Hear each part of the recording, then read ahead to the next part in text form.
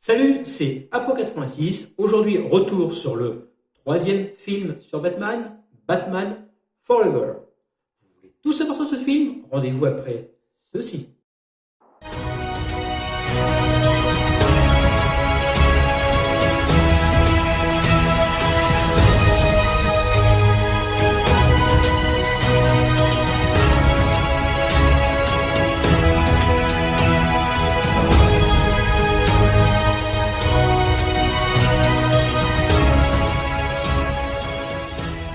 On continue donc notre rétrospective Batman avec Batman Forever. Après le succès commercial et les bons retours de Batman le défi, la Warner continue donc d'adapter les aventures du Chevalier de Gotham au cinéma. Cependant, celle-ci est tout de même déçue du nombre d'entrées en baisse par rapport au premier opus de Burton.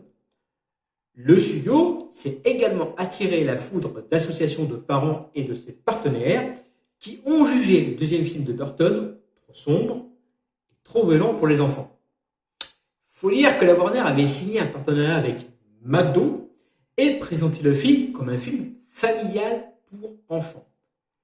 Niveau com, ils avaient donc bien merdé, puisque Batman le défi, ça n'a rien à voir avec un film familial et pour enfants. Donc, après, le film a plu aux fans de Batman, et la Warner aurait peut-être dû écouter la fanbase plutôt que leur compte en banque avant de changer de cap. Vous verrez pourquoi après. La Warner souhaite donc absolument changer de cap, comme je viens de vous dire, et doivent donc livrer un film plus familial. Il décide donc de changer de réalisateur, au grand bonheur de Burton, qui de toute façon n'était pas intéressé pour un troisième Batman. Ce dernier choisit donc pour le remplacer Joel Schumacher, qui a réalisé L'expérience interdite et Le client. Un premier script est présenté au jeune réalisateur, incluant l'homme mystère. Schumacher, de son côté, est plus intéressant pour adapter Batman année 1. Revenons donc sur les origines du Batman, ce qui en plus plaît à Michael Keaton. Mais la Warner ne l'entend absolument pas de cette oreille. Le studio veut une suite et ne veut pas d'un film sombre comme Batman le défi. Elle demande donc au réalisateur, frustré, de revoir sa copie. Akiva Goldsman, qui a déjà travaillé avec Schumacher sur le film Le client, réécrit donc tout l'ensemble. Adieu donc l'épouvantail et Catwoman. De son côté, Burton, qui participe au projet en tant que consultant, dira n'avoir absolument rien compris à ce que demandait la Warner et être souvent sorti complètement atterré des réunions de travail avec une migraine pas possible.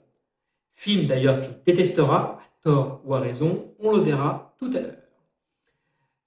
Alors que Keaton avait signé pour 3 Batman, il refuse le rôle à la lecture du scénario, et ce malgré un gros chèque de la part de la Warner. Cette dernière doit donc recruter un nouveau Bruce Wayne et décide donc de choisir un acteur plus jeune. Il propose le rôle à Ethan Hawke, qui refuse également le rôle à la lecture du scénario qu'il ne comprend absolument pas, même si après il dira l'avoir regretté. Il a un loup au niveau du scénario. Patience, on y vient. Schumacher propose alors Val Kilmer à la Warner, que lui avait plutôt apprécié dans Tombstone, mais il louche également sur d'autres acteurs comme Keanu Reeves, Johnny Depp, Alec Baldwin, Tom Hanks et Kurt Russell. Fan de Batman, Kilmer accepte le rôle sans avoir lu le script. Ne trouvant personne d'autre, puisque tout le monde refuse le rôle à la lecture du scénario, oui, on verra. Patience. La Warner accepte, mais doit changer d'actrice pour le rôle de Chase Meriden, René Russo étant bien plus âgé que Val Kilmer, et c'est tout compte fait Nicole Kidman qui sera choisie pour le rôle. Alors que Billy Dee Williams est retenu pour le rôle d'Harvey Dent, Schumacher l'écarte complètement pour Tommy Lee Jones. À noter que Al Pacino, Clint Eastwood, Martin Sheen et William Dafoe, ainsi que Nicolas Cage et même Robert De Niro, avaient été envisagés pour le rôle. Tommy Lee Jones refuse le rôle, mais devant l'insistance de son fils, il accepte à contre-cœur d'incarner donc Harvey Dent ou Double Face. Pour le mystère, on choisit donc Jim Carrey, même s'il faut le savoir, un certain Michael Jackson avait été approché par Schumacher pour le rôle. Youhou. Tout ce beau monde prend une nouvelle fois le cap des studios de Burbank en septembre 1994. D'autres scènes ont également été tournées à Alcatraz, dans une raffinerie à Long Beach, à Portland, à Tel Aviv également, à New York et à Long Island. Un tournage qui ne fut pas de tout repos pour Schumacher, qui devra gérer Tommy Lee Jones, qui a en effet passé son temps à avoir volé la vedette à Jim Carrey. Quant à Val Kilmer, il était excessivement tatillon et capricieux sur le tournage, tant et si bien qu'il a fini de se faire traiter par psychopathe par le réalisateur.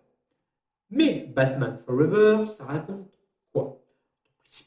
L'histoire se passe quelques mois après les événements liés au pingouin. L'ancien procureur Harvey Dent, devenu Double-Face, affronte Batman, tandis que le docteur Chase Meriden s'intéresse au profil psychologique du Chevalier Noir. Un nouveau super-vilain va alors faire son apparition à Gotham, le Sphinx.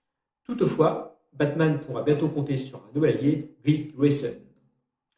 Alors, est-ce que ce film est à la hauteur des deux premiers?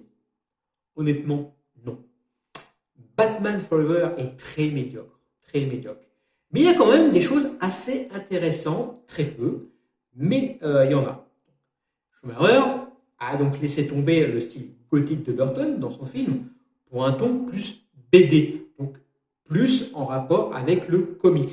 Même s'il faut l'avouer, les BD de Batman ne sont pas réputés pour être hyper colorés. Mais le problème, c'est que les super méchants ne sont pas du tout crédibles dans ce film. Ça joue mal, ça cabotine, ça prend tout simplement le film par-dessus la jambe, et peut-être à raison. Val Kilmer incarne un Batman froid, mais sans charisme, pas du tout fait pour le rôle, on voit qu'il est absolument pas à l'aise dans ce rôle. Le scénario, mais ça part d'une bonne idée, mais ça part dans du grand n'importe quoi. La mise en scène, c'est un immense bordel, avec un montage très alambiqué. Le film est mal rythmé, on passe de passages inintéressants à des phases où ça bouge de partout, on en prend plein les yeux, c'est limite, ça ne nous fout pas une crise d'épilepsie, tellement que ça bouge de partout. Et pouf, ça retombe dans le calme et ça devient chiant. Et hop, ça redémarre. Donc c'est comme ça, c'est que ça, le film. Et franchement, ça va pas, c'est mal rythmé. Jim Carrey est un bon sphinx, au mystère, c'est comme vous préférez, mais face à Tommy Lee Jones qui veut tirer la couverture à lui, et en fait trop, on se retrouve en fait avec deux acteurs qui surenchérissent. C'est moi je vais faire plus de moi, et ça devient franchement ridicule à l'écran, cette surenchère entre ces deux acteurs, ces deux grands acteurs, même si effectivement Jim Carrey peut-être un des seuls acteurs à se détacher du film. Il est très très bon dans le film Jim Carrey. C'est un très très bon homme mystère dans ce film. Bref, ce film, c'est un nanar, tout simplement. Mais un nanar assumé par Schumacher, qui en fait n'a fait que respecter le cahier des charges de la Warner, quand on y pense. Warner réclamait un Batman allégé et comique. McDo demandait une immense publicité. Les fans voulaient un film de super-héros. Quand on y réfléchit, c'est exactement ce que Joel Schumacher leur a donné. Donc je ne tirerai pas à boulet rouge sur Joel Schumacher, sur ce film. Il n'a fait que ce qu'on lui a demandé. Il a voulu se baser sur le film Burlesque des années 60. Il l'a fait et il assume complètement d'ailleurs de l'avoir fait. Le problème, c'est que cinématographiquement parlant, au niveau de la direction des acteurs, de la réal, du scénario et de la mise en scène, c'est en dessous des deux premiers. Je suis désolé. Après, en bonne idée, il y a cette critique des médias avec l'histoire du casque, du Sphinx, mais l'idée avait déjà été évoquée dans le premier Batman avec le Joker, donc on ne peut pas dire que ce soit tellement innovant. Un film qui sera littéralement descendu par les critiques, qui le considèrent comme un film moyen et oubliable. Il faut savoir aussi qu'en parallèle, Batman avait du succès, notamment en France, grâce à l'excellente série animée que beaucoup de gamins regardaient. J'ai vu des fans, moi, sortir rageant de la salle en disant « Mais c'est quoi ce Batman ?» C'est pour vous dire à quel point le film a fait polémique parmi la fanbase. Bref, niveau critique, le film reçoit la note de 51 sur 100 sur Metacritic, 4,8 sur notre partenaire Captain Watch. Quant à moi, j'ai pas trop de méchant avec ce film qui est, comme je l'ai dit, un nanar, mais pas un navet et qui reste assez quand même distrayant. Je vais donc lui mettre la moyenne et ça sera donc 5 sur 10 pour ce Batman Forever. J'en ai donc fini avec ce retour sur Batman Forever. Je vous dis à la prochaine. N'hésitez pas à commenter ce que vous en dites et dites-moi ce que vous pensez de ce film en commentaire. Et moi je vous dis à la prochaine.